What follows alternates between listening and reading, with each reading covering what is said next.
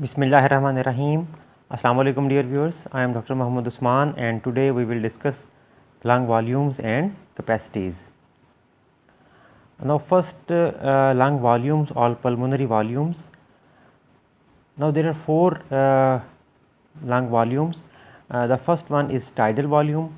It is the volume of air inspired or expired with each normal breath. Okay. So this is upward is inspiration and downward is expiration. So it is the volume of air inspired or expired with each normal breath. It is 500 ml in adult male. Next is the inspiratory reserve volume, and it is the maximum volume of the air that can be inspired over and above the tidal volume with full effort. Okay. So this is the inspiratory reserve volume, as you can see, and this is the maximum volume of the air that can be inspired over and above the tidal volume with full effort. Its value is 3000 ml or 3 liter. Then is the expiratory reserve volume, and it is the maximum volume of air that can be expired over and above the tidal volume, with full effort. It is 1100 ml. Then the final one is the residual volume, and as the name indicates, it is the volume of air remaining in the lungs after the most forceful expiration. It is 1200 ml. So this volume always remains in the lungs.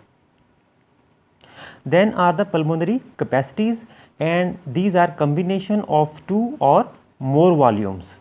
The first capacity is inspiratory capacity, as you can see here, and by definition it is the maximum amount of air a person can inhale beginning at the end of normal tidal expiration. So this is the end of normal tidal expiration.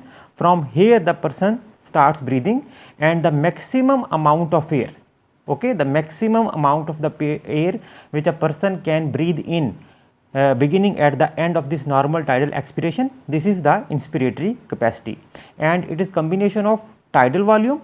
So this is the tidal volume plus this one is the inspiratory reserve volume.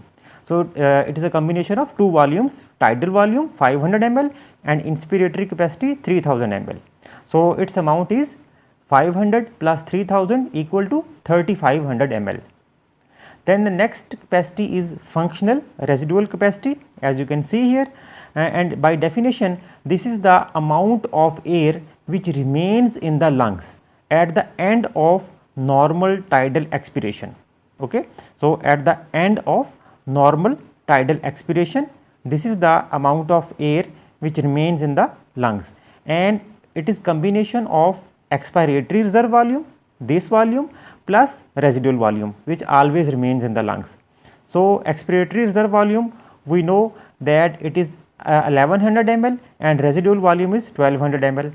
So functional residual capacity, this one, it comes to be about 2300 ml.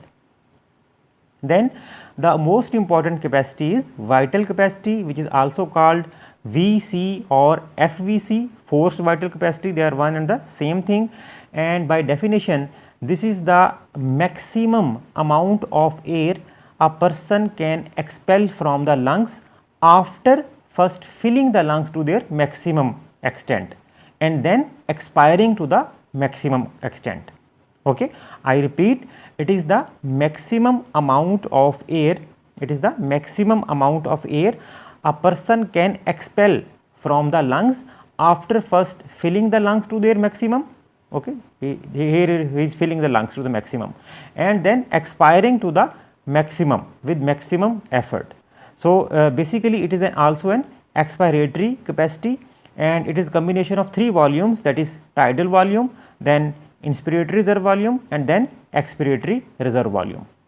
So its amount is 4600 ml. Then the final one is the total lung capacity. This is the total lung capacity, and by definition it is the maximum volume to which the lungs can be expanded with the greatest possible effort. I repeat, it is the maximum volume to which the lungs can be expanded with the greatest possible effort. It is combination of vital capacity and residual volume. Okay, it is combination of this vital capacity and the residual volume. Its amount is 5800 ml. Now, please note that all the pulmonary volumes and capacities are about 20 to 25% less in the females than males, and they are also greater in large and athletic people than in small and asthenic people. Now, we will talk about the helium dilution method, and we know that residual volume, functional residual capacity and total lung capacity. Okay, residual volume, functional residual capacity and total lung capacity, they cannot be measured directly with the spirometer because they all involve residual volume, and we know that residual volume always remains in the lungs. So, we cannot measure it with the spirometer. Now, to measure residual volume, functional residual capacity and total lung capacity, the spirometer is used in an indirect manner, and this is called helium dilution method. Now, in this method, a spirometer of known volume is filled with the air which is mixed with helium at a known concentration. Before breathing from the spirometer, the person expires normally, and at the end of his expiration, the remaining volume in the lungs is equal to functional residual capacity. Now, at this point, the subject immediately begins to breathe from the spirometer, as is shown here. Now, the gases of spirometer, okay, the gases of spirometer, they mix with the gases of the lungs. As a result, the helium it becomes diluted by the functional residual capacity gases. Now, the volume of FRC or functional residual capacity can be calculated from the degree of dilution of the helium using this formula, okay, where FRC is functional residual capacity, CIHE is initial concentration of the helium in the spirometer, CFHE is the final concentration of the helium in the spirometer, and VISPIR is initial volume of the spirometer. Once the functional residual capacity has been determined, then the residual volume can be determined from this equation, that is residual volume is equal to functional residual capacity minus expiratory reserve volume.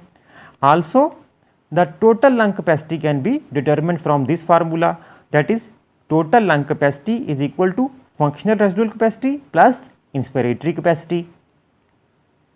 Now, we will talk about a very important clinical aspect of these volumes and capacities, that is FEV1 over FVC ratio.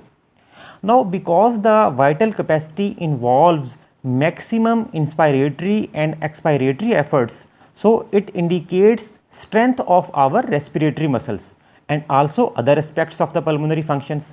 That is why it is often used clinically to assess the respiratory functions.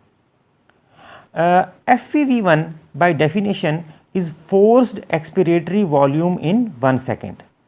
It is the FVC in the first second during expiration. Okay, we can call it FVC in the first second during expiration. It shows basically that how much of the vital capacity or forced vital capacity is expelled in the first second.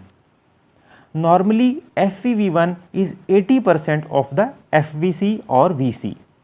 So, we can say that FEV1 over FVC ratio is equal to 80 divided by 100, or we can say it is normally 0.8. Now, what is the significance of FEV1 over FVC ratio? Basically, in obstructive lung diseases, for example, asthma or COPD, there is obstruction to the outflow of the air during expiration. So, FEV1 is markedly affected than FVC, and thus FEV1 over FVC ratio is significantly decreased. It may be 0.5 in such conditions. But in restrictive lung diseases like emphysema or lung fibrosis, there is main pathology in the lung parenchyma and less in the airways.